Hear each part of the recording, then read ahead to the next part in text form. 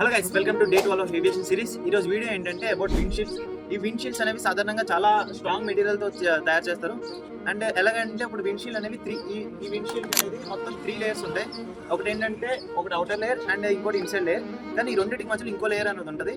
ఈ outer layer ఏమంటారంటే chemical tough and glass అని అంటారు. అది ఎందుకంటారంటే నార్మల్గా ఒక గ్లాస్ అనేది మట్టి శాండ్ హీట్ చేయడం వల్ల కరిగించి తయారు చేస్తూ ఉంటారు. కానీ ఈ గ్లాస్ అలా కాదు, చాలా కెమికల్స్ వాడి చాలా స్ట్రాంగ్ మెటీరియల్తో తయారు చేస్తారు కాబట్టి అది కెమికల్ టఫ్ అండ్ గ్లాసెస్ అని అంటారు.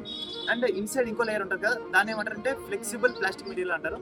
అంటే అదేంటంటే కొద్దిగా ఫ్లెక్సిబుల్గా ఉంటుంది నార్మల్గా అయితే. ఎందుకంటే ఇప్పుడు ఫ్లైట్ అనేది హై ప్రెజర్లో హై స్పీడ్లో వెళ్తున్నప్పుడు బర్డ్ స్ట్రైక్ అనేవి సాధారణంగా జరుగుతూ ఉంటాయి. ఆ బర్డ్ స్ట్రైక్ జరిగినప్పుడు ఫ్లెక్సిబుల్గా ఉన్నప్పుడే గ్లాస్ అనేది ఆ బర్డ్ స్ట్రైక్ కూడా తట్టుకోగలదు. ఒకవేళ ఆ ఫ్లెక్సిబుల్ మెటీరియల్ లేకపోతే గ్లాస్ అనేది డ్యామేజ్ అవుతూ ఉంటాయి. సో ఆ ఫ్లెక్సిబుల్ మెటీరియల్ అనేది యూజ్ చేస్తారు.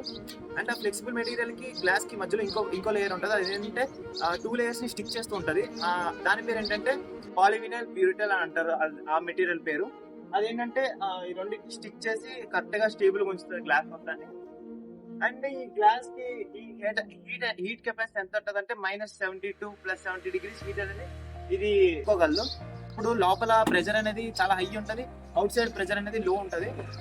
అంటే ఆ ప్రెజర్ డిఫరెన్స్ వల్ల నార్మల్ గా ఏదైనా బెలూన్ కానీ అలాంటి గాల్లో ఎగిరిపోయినప్పుడు ప్రెజర్ డిఫరెన్స్ వల్ల పేలిపోతూ ఉంటాయి. కానీ ఇది అలా కాదు, ఆ గ్లాస్ అనేది ఆ ప్రెజర్ డిఫరెన్స్ కూడా మెజర్ చేసి చాలా వరకు తట్టుకోగలదు.